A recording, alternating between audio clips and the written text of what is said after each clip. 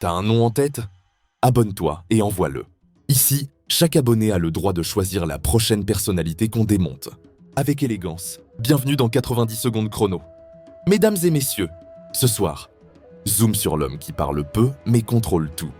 L'ayatollah Ali Khamenei, version 86 ans, toujours en vie, toujours en velours, mais avec des pics en titane.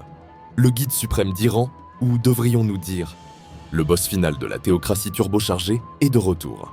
Disparu des radars pendant les frappes israéliennes, le monsieur a refait surface, barbe au carré, turban bien vissé, et punchline au bout des lèvres. On ne plie pas, on résiste, et on prépare la suite. Sur le plan géopolitique, l'homme est la plaque tournante des tensions mondiales. Copain comme cochon avec Poutine, soutien logistique des Houthis, connexion quotidienne avec le Hezbollah, et une passion nucléaire qui ferait pâlir Tony Stark. Pendant que l'Occident joue à cache-cache sanctions et que les analystes géopolitiques s'étripent sur X comme au PMU, Khamenei lui, il médite façon bunker, pas Bouddha. D'un côté, les drones made in Iran font la tournée mondiale. Sponsorisés par Quds Force Airlines, escale à Gaza, escarmouche au Liban, livraison express à Moscou.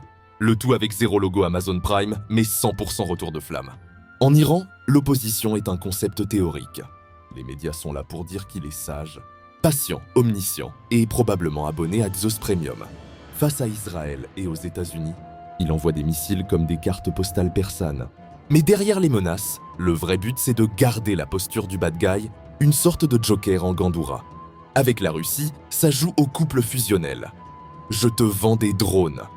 Tu me files des armes.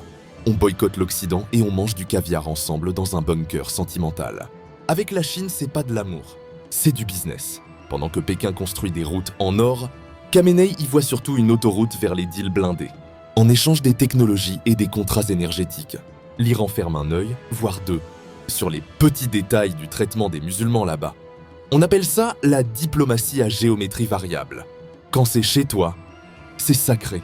Quand c'est chez eux, c'est confidentiel défense. Et la France dans tout ça? Les médias mainstream remixent déjà l'histoire en version Netflix. Retour du chat, le petit-fils, la revanche. BFM TV le maquille, CNews le crédibilise, et LCI lui trouve un regard démocratique depuis Malibu. Même le Figaro lui cherche déjà une écharpe tricolore. Bref, le storytelling est prêt. Reste plus qu'à renverser 45 ans de régime.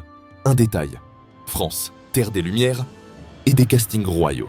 Et vous, plutôt République islamique ou remake Royal Sauce Élysée, abonne-toi, partage, ou le chat revient en 4K chez Pascal Prod.